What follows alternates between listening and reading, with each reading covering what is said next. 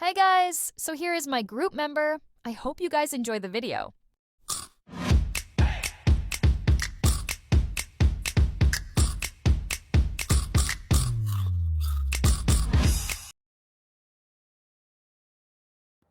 Thanks for joining everyone. As you know, we're preparing to launch our new line of organic fruit chips, and management is expecting us to come up with a demand forecast for the first 6 months to guide operation planning. So, let's start by deciding which forecasting method to use. Right, I have been thinking about our option. Since this is a new product, we do not have any past sale data. We can rule out time series analysis. What do you both think about using a forecasting method? It would allow us to include external factors like marketing spend, competitive pricing, and economic conditions. That makes sense. We've got market research on organic snack trends and we're planning a big marketing push. Plus, consumer interest in hard focused snack has been growing, and we've seen competitive pricing fluctuate in the past few months. Consumer forecasting could give us more accurate picture, especially with no historical data to go on. Yes, I agree. Cause the method should work well for this type of launch. It includes accuracy. Since our company is launch a new product, historical sales data for this specific line is not available. Causal forecasting can incorporate external factors like market trends, consumer health preference, and economic conditions, leading to a more accurate forecast for a new product. Causal forecasting also works well for the medium-term forecast like the 6-month demand we need to a project. It allows for flexibility in adjusting factors as more data become available. For the value is, the accuracy of forecasting is critical for effective production planning and inventory control. Using causal method, we can better capture the impacts of external factors such as organic product demand trends, marketing campaign, or seasonality. For the data availability, while past sales data is unavailable, data on market research, competitor launches, and external economic condition is accessible. Causal forecasting can make use of this information. And the such this is a new product launch, there is no clear data pattern to follow yet. Causal forecasting allows us to integrate macroeconomic and industry factors that can influence demand. For the last one is forecaster experience. Since our team might not have extensive experience forecasting a new product launch, causal method, often enhanced by external market data or consulting expert, could be more intuitive and reliable. Now, let's talk about the data we'll need to gather to inform our forecast. This includes historical sales data. We look at sales data from similar snack products over the last 1 to 2 years. This will help us establish a baseline for our projections. Next is market research reports.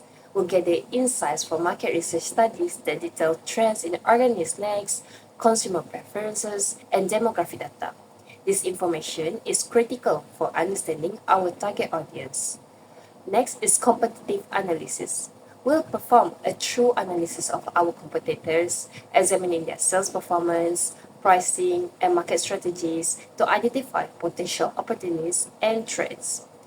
Next is consumer surveys. Conducting surveys will allow us to capture direct feedback from consumers regarding their preferences for flavors, packagings, and purchasing habits. Lastly is seasonal data. We will also review sales data from snacks food across different seasons to identify any sentiment pattern that could affect to demand. Okay, once we have gathered our data, we'll move on to the analysis phase. This involves identifying correlations. Using statistical methods, we'll identify relationships between external factors and past sales data. For example, we might find that higher marketing spend correlates with increased sales. Next is segment analysis. We'll segment the data by demographics such as age, income, and lifestyle. This analysis will help us identify which consumer groups are more likely to purchase our fruit chips. Okay, lastly is sales projections.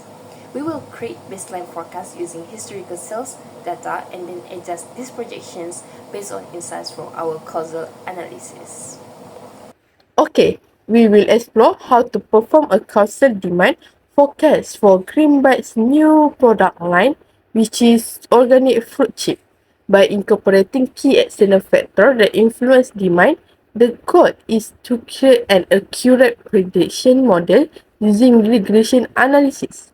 First, let's identify the key external factor that will drive the demand from this product.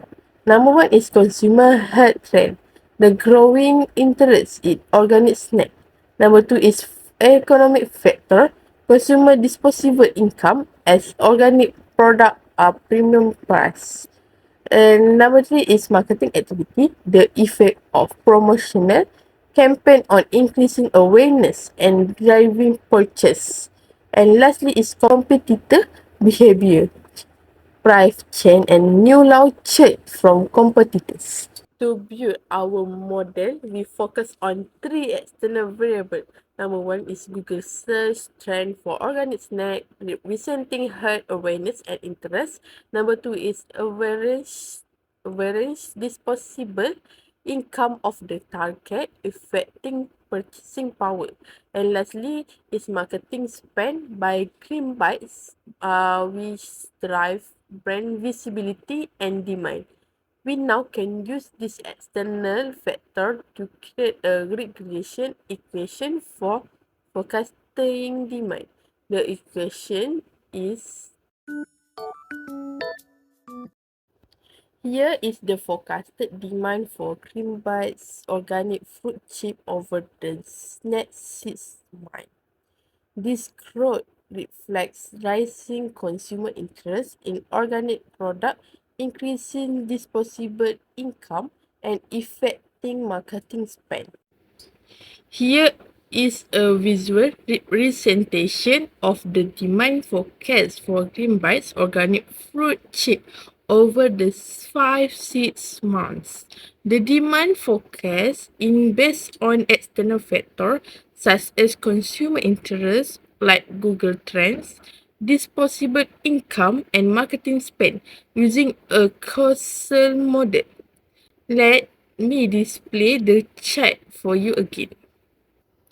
Here is the forecasted demand chart for the next 6 months, displaying the expected unit of organic fruit chip.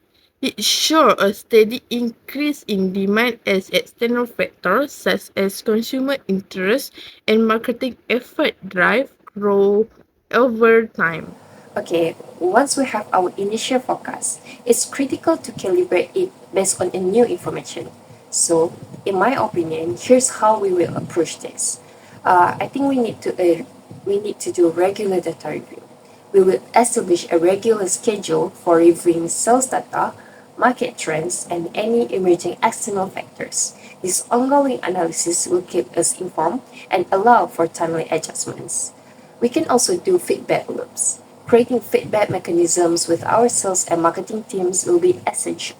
Your insights from customer interactions and market observation will, will help refine our forecast. We can do also scenario analysis. We will develop various scenarios, best case, worst case, and most likely based on a different assumptions about promotional effectiveness and market conditions. This will prepare us for a range of potential outcomes. And lastly, I think we can do adapting to new information. As in new data emerges, whether it's changes in consumer preferences or competitor actions, we will reassess our forecast. For example, if a competitor launches a similar product, we may need to adjust our we may need to adjust our sales expectations downward. To ensure the effectiveness of our forecasting efforts, we need to measure our performance regularly. One of the things that we can do is tracking actual sales and forecasting sales. We will closely monitor our monthly sales figures and compare them against our forecasts. This real-time analysis will help identify discrepancies. By employing causal forecasting methods and continuous calibrating our forecast based on a new information, we aim to create a dynamic and accurate demand prediction for our organic fruit juice. I guess this proactive approach will help us respond effectively to market changes and meet consumer demand.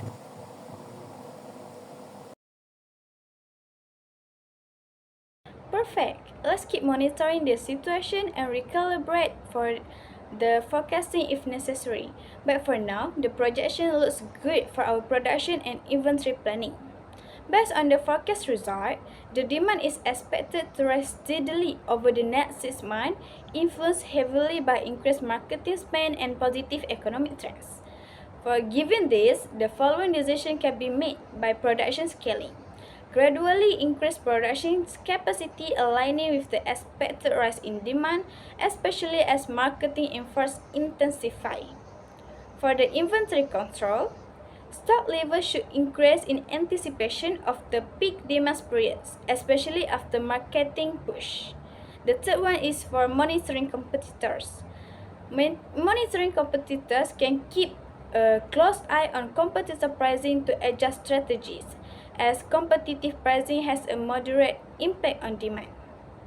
This forecast justifies cautions but optimistic productions ramp up with flexibility and with flexibility to adjust based on early sales performance and external market conditions. Thank you for watching.